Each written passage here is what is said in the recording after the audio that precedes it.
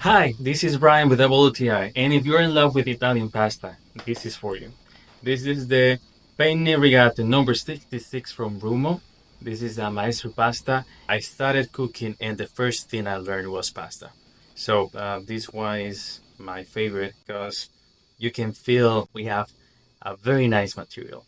And even though it doesn't look much, 500 grams, it's enough for 6 people. And what I like about this is that it's very easy to make.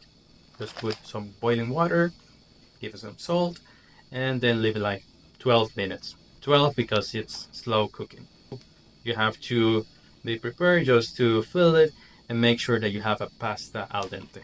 If you want to have a surprise for your friends, or maybe you're planning to have a dinner for some nice Italian people that are just visiting and you want to make them feel home, this is the one for you. But that's my point of view.